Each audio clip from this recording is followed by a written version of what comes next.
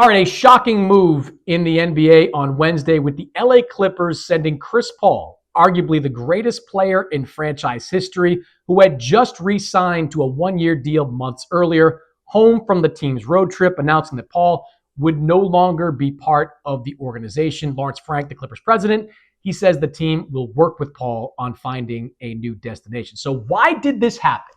Why did the Clippers effectively exile Paul a little over a month into the year? Well, Frank told reporters on Wednesday that the relationship with Paul just wasn't working the way that he had envisioned it working when he signed Paul in the offseason. Paul has been in and out of this Clippers rotation. The minutes that he's had have not been very productive. He's averaging just a shade under 3 points per game. He's shooting right around 32% from the floor. These are all career lows.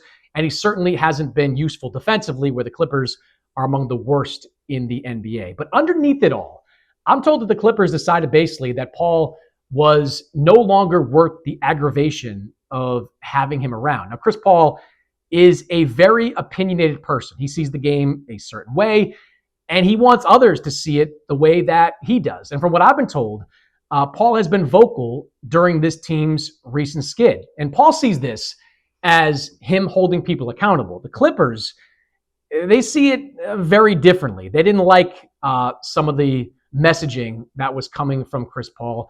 Paul's relationship, what I'm told, with players in the locker room had deteriorated, as has his relationship with Tyronn Lue, the Clippers head coach, who Paul was not communicating regularly with towards the end of his time with the Clippers. Now, this kind of big personality is something you can live with when you're dealing with an all-star. But when it's coming from a back end of the rotation type of player, you don't. And the Clippers were just not willing to do that with Chris Paul. Now, this doesn't solve any of LA's current problems. Something Frank made clear in talking to reporters. Paul is not responsible for LA's defensive issues, and he's not in the top 10 list of reasons why the team has started the season at 5-16. But there were clearly deep-seated issues between Paul and the team that were significant enough for LA to decide that they just needed to move on.